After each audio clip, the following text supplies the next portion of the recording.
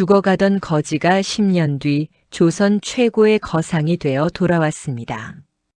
수만 양의 황금과 고래 등 같은 기와집을 들고 말이죠. 하지만 그를 살려냈던 주막집 과부는 뜻밖에도 그 어마어마한 재물을 단칼에 거절합니다. 그녀가 황금보다 더 간절히 기다려온 것은 무엇이었을까요? 지금 바로 시작합니다. 조선 중기 경상도 어느 산골자락에 굽이진 고갯마루의 끝자락. 낡았지만 정갈한 등불 하나가 밤새 꺼지지 않는 곳이 있었습니다.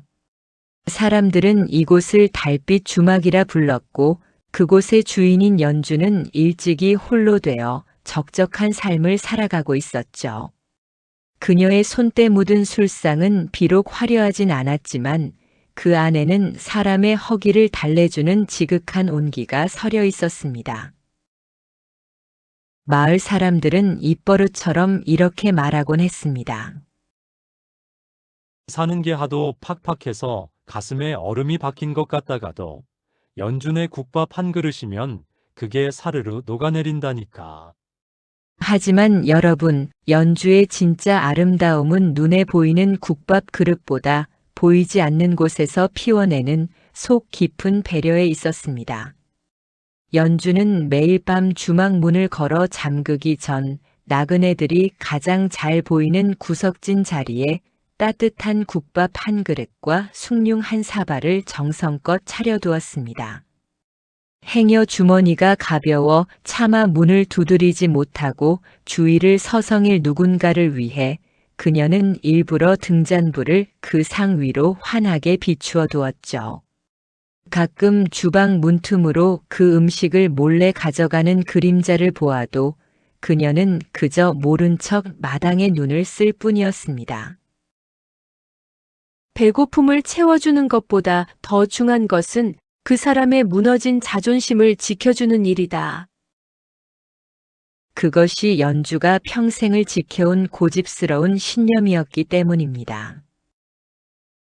주막 평상 아래에는 언제나 깨끗한 물바가지와 새 집신 몇 켤레가 가지런히 놓여 있었습니다.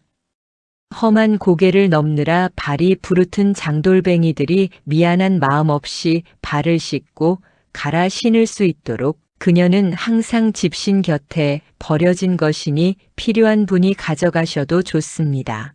라는 정겨운 쪽지를 남겨두었습니다. 사실 그 집신들은 연주가 밤마다 등잔 밑에서 시린 눈을 비벼가며 직접 꼬아 만든 눈물겨운 정성이었습니다. 누군가 그 신을 신고 다시 힘차게 길을 떠나는 뒷모습을 바라볼 때면 연주는 비로소 자신의 해진 가슴도 조금씩 메워지는 것을 느꼈습니다. 연주는 수를 따르기보다 사람들의 이야기를 듣는 법을 먼저 배웠습니다. 자식에게 서운함을 느끼는 노인의 깊은 한숨도 과거에 낙방에 고개를 숙인 선비의 절망도 그저 묵묵히 아궁이의 숯불을 매만지며 그들의 눈물 젖은 푸념을 국밥 위로 피어오르는 김처럼 조용히 받아내줄 뿐이었죠. 그녀는 말했습니다. 사람 사는 게 다 물 흐르는 것과 같지요. 가끔 바위에 부딪혀 거품이 나기도 하지만 결국은 다시 잔잔해지는 법이랍니다. 정작 본인의 마음은 시린 겨울바람에 깎여가고 있었지만 연주는 그 아픔을 달빛에 씻어내며 타인에게는 오직 따뜻한 햇살만을 내어주었습니다. 달빛 주막의 등불이 그토록 밝았던 이유는 타인을 향한 연주의 아름다운 연민이 그 등잔 속에서 타오르고 있었기 때문입니다. 동지를 앞둔 어느 깊은 밤이었습니다. 하늘은 구멍이라도 난 듯 거친 눈보라를 쏟아냈고 고갯마루의 나무들은 비명 같은 소리를 내며 휘어지고 있었죠. 연주가 화롯불을 정리하고 잠자리에 들려던 찰나 정적을 깨고 문 밖에서 툭 하고 무거운 무언가가 쓰러지는 소리가 들려왔습니다. 급히 문을 열자 그곳엔 사람이라 부르기조차 처참한 몰골의 사내가 눈더미에 처박혀 있었습니다. 누더기 사이로 드러난 살같은 보랏빛으로 얼어붙어 있었고 거칠게 갈라진 손등에서는 핏방울이 얼음 알갱이처럼 맺혀 있었죠. 연주는 주저없이 사내를 부축해 안으로 들였습니다. 마을 사람들은 거지를 잘못 들였다가 화를 입는다며 손가락질했을지 모르지만 연주에게 그는 그저 길 잃은 가여운 영혼일 뿐이었습니다. 그녀는 사내의 언발을 따뜻한 물로 녹이고 가장 아껴두었던 무명 이불을 덮어주었습니다. 정신이 드십니까? 무서운 꿈을 꾸었다 생각하고 이 술 한 잔을 삼키세요. 그래야 숨이 다시 길을 찾습니다. 사내는 한참 동안이나 초점 없는 눈으로 천장을 바라보다 연주가 건넨 수저를 떨리는 손으로 잡았습니다. 목구멍을 타고 내려가는 뜨거운 온기에 사내의 눈에서 굵은 눈물 방울이 툭 떨어졌습니다. 사람들은 그를 냄새나는 거지라며 눈길조차 주지 않았고 시장 바닥에선 발길질 당하기 일쑤였죠. 하지만 이 낯선 주막의 여인은 그를 귀한 손님처럼 대하고 있었습니다. 사내는 차마 고개를 들지 못한 채 갈라진 목소리로 물었습니다. 어찌하여 나 같은 자에게 이런 친절을 베푸시는 겁니까? 연주는 그저 인자하게 웃으며 그의 소매를 여며주었습니다. 짐승은 눈물을 흘리지 않습니다. 당신의 눈동자 안에 아직 그토록 뜨거운 눈물이 고여 있는데 어찌 사람이라 하지 않겠습니까?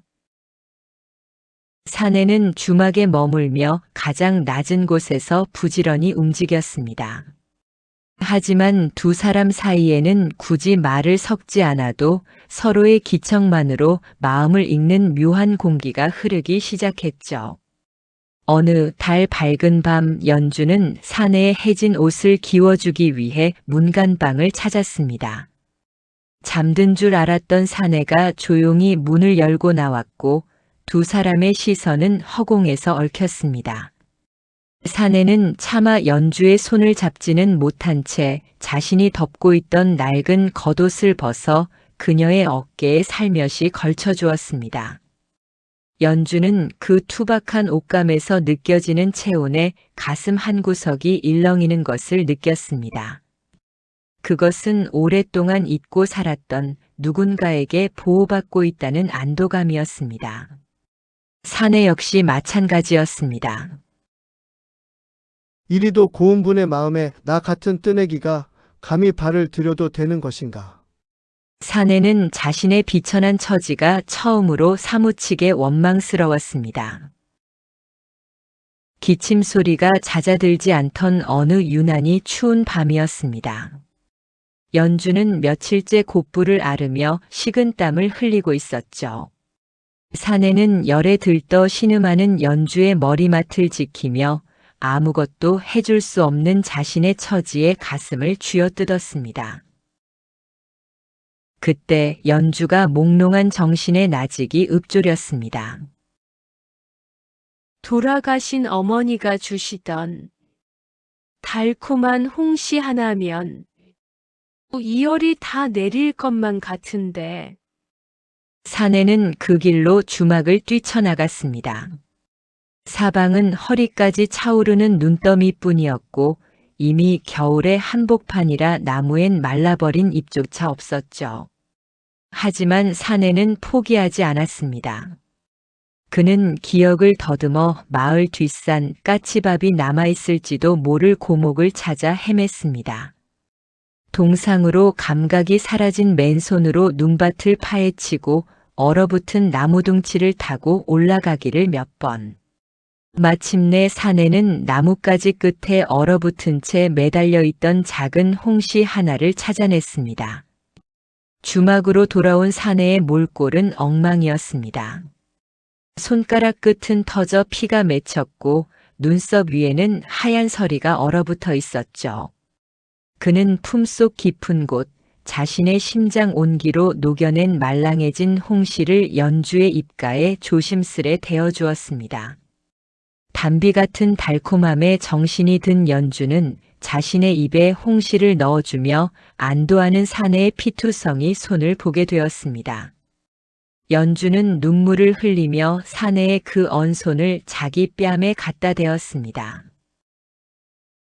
어찌 이리 미련하십니까? 그까짓 홍씨가 무엇이라고 목숨을 거신단 말입니까? 사내는 쑥스러운 듯 고개를 숙였지만 떨리는 목소리로 답했습니다. 내게는 주인장이 드시는 홍시 한 알이 저작거리의 황금보다 귀합니다. 내 목숨을 구해주신 분인데 이깟 손이 터지는 게 무슨 대수겠습니까? 사내의 손에서 전해지는 시린 냉기와 그 안에 담긴 뜨거운 진심이 연주의 가슴으로 고스란히 흘러들었습니다. 연주는 깨달았습니다. 이 사내가 자신을 지키기 위해서라면 거친 눈보라 속으로도 망설임 없이 뛰어들 사람이라는 것을요. 그 밤 두 사람은 서로의 손을 꼭 쥔 채 긴 밤을 지새웠습니다. 화려한 연애의 말은 없었지만 터진 손등의 핏자국 위로 흐른 눈물은 그 어떤 서약보다 깊은 연심의 증표가 되었습니다. 눈보라 치는 주막의 밤은 여전히 차가웠으나 두 사람의 마음속에는 이미 추위를 모르는 붉은 홍시처럼 따스한 사랑의 씨앗이 단단히 뿌리를 내리고 있었습니다. 운명은 예기치 못한 폭풍처럼 찾아왔습니다. 어느 날 한양으로 향하던 고위 관료 최대감 일행이 달빛 주막에 머물게 되었습니다. 주막 안팎이 하인들과 군관들로 북적이던 그때 대감의 비명과 함께 주막은 순식간에 아수라장이 되었습니다. 최 대감이 품고 가던 지엄한 나라의 기밀 서류 뭉치가 감쪽같이 사라진 것이었죠. 군관들은 즉시 주막을 샅샅이 뒤졌고 마당 구석에서 묵묵히 마른 잎을 쓸던 사내를 거칠게 잡아 끌었습니다. 이놈, 물꼬를 보니 배가 고파 문서를 장터에 팔아넘기려 한 것이 아니냐. 무자비한 발길질의 사내는 흙바닥을 뒹굴었습니다. 하지만 사내는 변명 한마디 없이 입술을 짓씹으며 그저 매를 견뎌낼 뿐이었죠. 최 대감의 불호령이 떨어지려던 찰나 연주가 사내의 앞을 가로막고 섰습니다. 평소 순하기만 하던 그녀의 눈빛이 전례 없이 서슬퍼렇게 빛났습니다. 대감, 이 사람은 그런 짓을 할 위인이 아닙니다. 제 목숨을 걸고 보증할 수 있습니다. 연주의 단호한 태도에 주인은 찬물을 끼얹은 듯 조용해졌습니다. 그녀는 사람의 겉모습이 아니라 그 안에 깃든 진실한 눈동자를 믿었던 것입니다. 연주의 믿음에 응답하듯 사내가 천천히 몸을 일으켰습니다. 그는 흙을 털어내고 최 대감의 눈을 똑바로 응시하며 차분한 목소리로 입을 열었습니다. 대감, 소인이 감히 아뢰나이다. 서류는 도둑 맞은 것이 아니라 말 한 장 안쪽 틈새에 끼어 있을 것입니다. 가죽이 비에 불어 틈이 좁아졌으니 칼로 살짝 벌려 보소서. 반신반의하며 하인들이 말을 뒤지자 정말로 그 틈새에서 젖지 않은 서류 뭉치가 튀어나왔습니다. 좌중은 경악했습니다. 단순히 운이 좋은 것이 아니라 타인이 보지 못하는 세밀한 변화를 읽어내는 사내의 비범한 통찰력이 증명된 순간이었습니다. 최 대감은 사내의 기품 있는 말투와 예리한 눈썰미에 감탄했습니다. 그가 본래 거상이 될 제목이었으나 모함으로 모든 것을 잃었다는 사실을 알게 된 대감은 그 자리에서 제안했습니다. 그대는 진흙 속에 박힌 오기로다.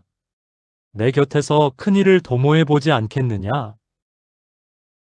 사내에게는 더할 나위 없는 기회였습니다. 그는 잠시 연주가 서 있는 주막 쪽을 바라보았습니다. 하지만 이내 결심한 듯 단 한 번의 뒤돌아봄도 없이 최 대감의 뒤를 따랐습니다. 그 차가운 뒷모습은 마치 주막에서의 일들을 모두 잊은 것처럼 보였죠. 하지만 연주는 알고 있었습니다. 미련을 두면 발걸음이 무거워질까봐, 자신 같은 과부에게 묶여 재능을 썩힐까봐 사내가 일부러 마음을 베어내고 있다는 것을요. 연주는 숨가쁘게 달려가 마을 어귀에서 사내를 멈춰 세웠습니다. 그리고 밤새 꼬아 만든 새 집신 한 켤레를 건넸습니다. 대감, 이 신을 신으세요. 당신은 그저 먼지가 내려앉아 잠시 흐려졌던 거울이었을 뿐입니다. 이제 그 먼지를 닦아냈으니 당신의 찬란한 빛을 세상에 보여주셔야 합니다. 사내는 집신을 받아든 손을 바르르 떨었습니다. 끝내 고개를 들지 못한 것은 차오르는 눈물을 보이고 싶지 않았기 때문일 겁니다. 그는 살아서 보은하겠소라는 짧은 한마디만을 남긴 채 말에 올라타 멀리 사라졌습니다. 연주는 흙먼지가 가라앉을 때까지 그 자리에 서서 사내의 발바닥을 지켜줄 자신의 집신만을 오래도록 바라보았습니다. 연주가 건넨 집신을 신고 한양으로 향한 사내, 그의 앞길은 결코 탄탄대로가 아니었습니다. 최 대감의 수하들은 어디서 거지 하나를 데려왔느냐며 사내를 무시하고 멸시했죠. 하지만 사내는 묵묵히 자신에게 주어진 가장 비천한 일부터 시작했습니다. 사내의 천재성이 처음으로 드러난 곳은 최 대감이 관리하던 관청의 창고였습니다. 수년간 장부의 숫자가 맞지 않아 골머리를 앓던 관리들 앞에 사내가 나섰습니다.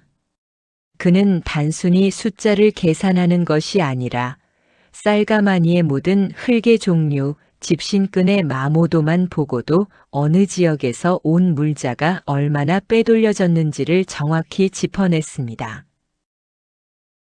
이 쌀은 평안도 것이나 가마니의 매듭은 황해도 방식입니다. 누군가 중간에 가마니를 갈아치우고 질 낮은 쌀을 섞었음을 뜻합니다. 그의 한마디에 관청의 비리는 뿌리째 뽑혔고 최 대감은 사내를 단순한 하인이 아닌 책사로 대접하기 시작했습니다. 사내의 명성이 전국으로 퍼진 결정적인 계기는 나라에 닥친 대기근 때였습니다. 곡물 가격이 천정부지로 치솟아 백성들이 굶어 죽어갈 때 사내는 최 대감의 자금으로 곡물을 매점매석하는 대신 소금을 샀습니다. 모두가 미친 짓이라 손가락질했죠. 하지만 사내의 생각은 달랐습니다. 가뭄이 길어지면 소금 생산이 줄고 결국 음식을 보존할 소금이 금값이 될 것입니다. 지금 소금을 풀어 곡물과 교환하면 백성도 살리고 장부도 채울 수 있습니다. 그의 예견은 적중했습니다. 사내는 확보한 곡물을 백성들에게 헐값에 풀며 민심을 얻었고 그 공로로 임금에게까지 이름이 알려져 정식 관리로 등용되는 파격적인 대우를 받게 됩니다. 그는 낮에는 냉철한 관리와 치밀한 상인으로 살았지만 밤이면 연주가 준 집신을 품에 안고 마음을 다잡았습니다. 고위 관료들이 뇌물을 가져와도 경쟁 상인들이 황금으로 매수하려 해도 사내는 흔들리지 않았습니다. 내 발에는 이미 천금보다 무거운 믿음의 집신이 심겨져 있다. 사내는 권력의 정점에 서서도 스스로를 경계했습니다. 자신이 누리는 이 풍요가 연주가 아궁이 앞에서 끓여주던 그 미음 한 그릇에서 시작되었음을 단 한순간도 잊지 않았기 때문입니다. 그렇게 10년, 사내는 단순한 출세꾼이 아닌 전국의 물길과 돈줄을 쥐락펴락하는 조선 최고의 거상이자 존경받는 관리로 우뚝 서게 됩니다. 강산이 한 번 변한다는 열해의 세월, 달빛 주막의 툇마루는 조금 더 낡았고 고갯마루를 지키는 소나무는 한 뼘 더 자랐습니다. 그리고 그 세월만큼 연주의 눈가에도 고운 줄금이 내려앉았죠. 어느덧 저무는 노을이 주막 마당을 붉게 물들이던 그때였습니다. 마을 어귀에서부터 예사롭지 않은 행차가 다가왔습니다.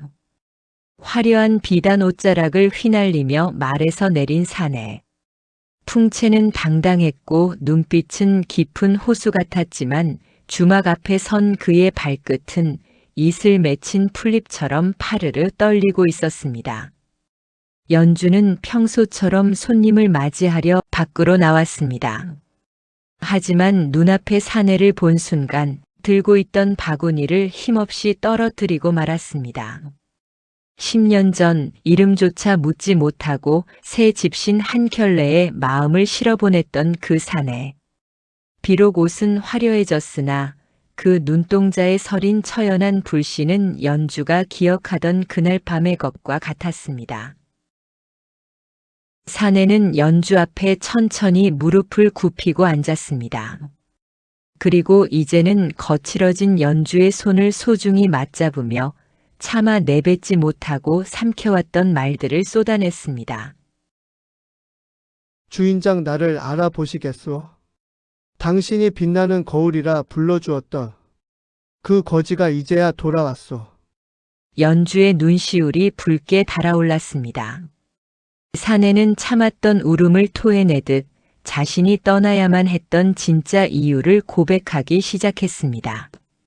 그제야 연주의 눈이 크게 뜨였습니다. 사내는 지난 10년간 가슴에 묻어두었던 자신이 그토록 매정하게 떠나야만 했던 이유를 낮은 목소리로 읊조렸습니다. 그날 단 한 번도 뒤돌아보지 않고 떠난 나를 원망하셨소. 그때의 나는 아무것도 없는 껍데기뿐이었소.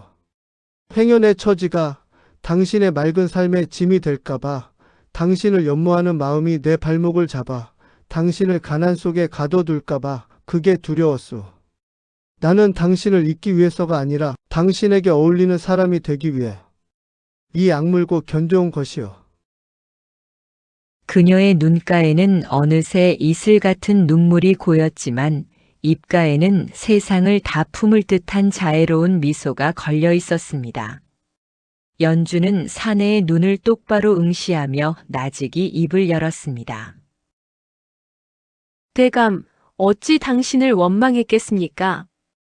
그날 당신의 뒷모습에서 나는 이미 보았습니다.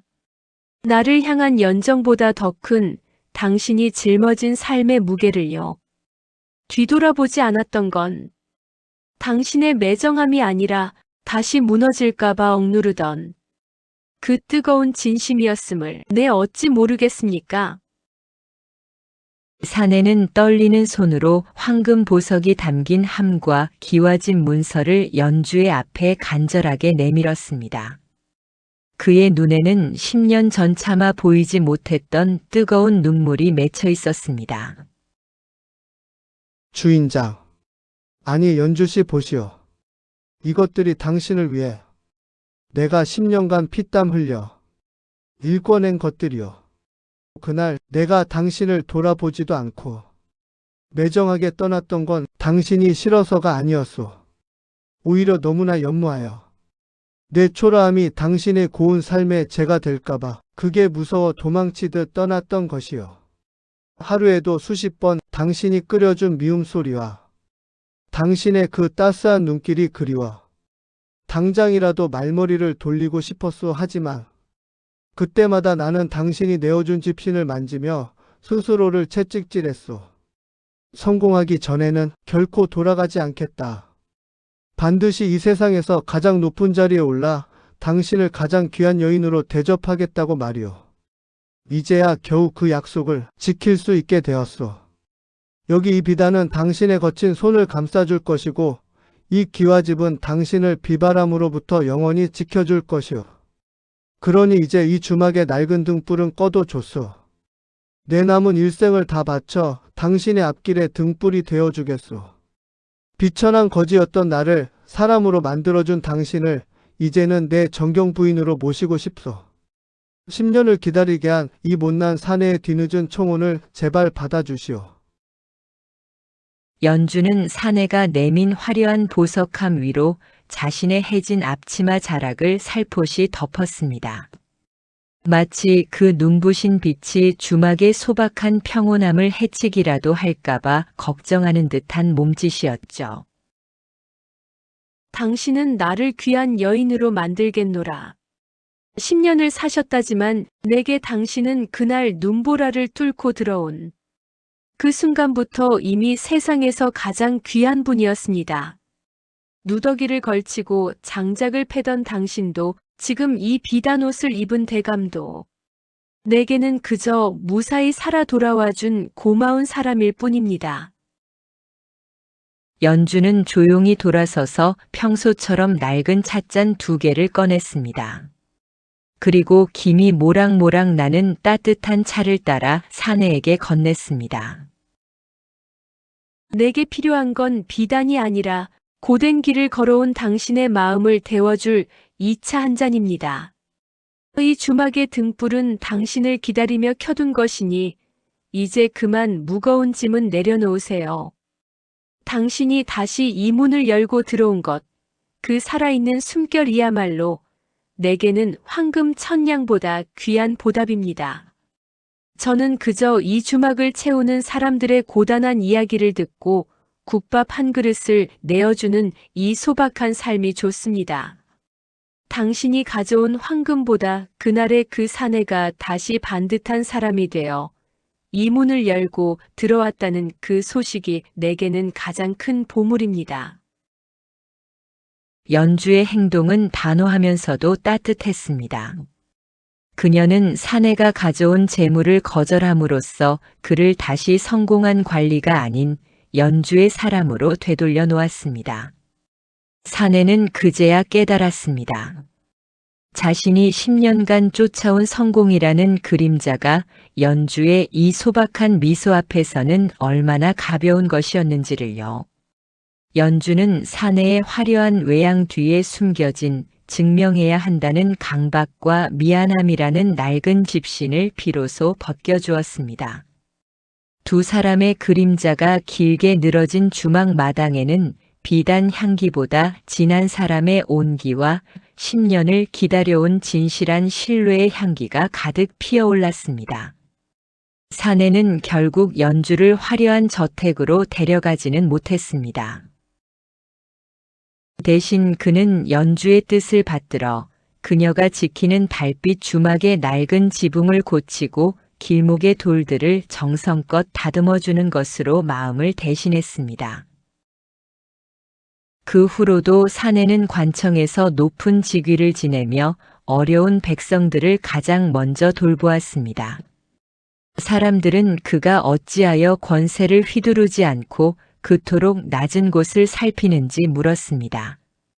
그럴 때마다 그는 먼 산 너머 그리운 등불이 켜져 있을 고갯마루를 바라보며 인자하게 웃었습니다.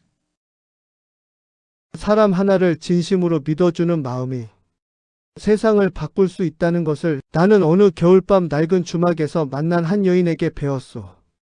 달빛 주막의 불빛은 그 후로도 아주 오랫동안 꺼지지 않았습니다. 그곳은 이제 단순히 술과 밥을 파는 주막이 아니었습니다. 길 잃은 영혼들이 찾아와 따뜻한 국밥 한 그릇에 자신을 다시 사랑하게 되고 절망 끝에서 다시금 일어설 희망을 얻는 기적의 쉼터로 영원히 기억되었습니다. 누군가를 믿어준다는 것, 그리고 그 믿음에 보답하는 삶을 산다는 것.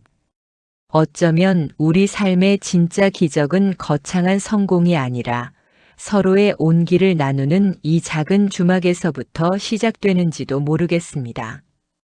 지금까지 이야기 특급이었습니다. 구독과 좋아요 부탁드립니다. 감사합니다.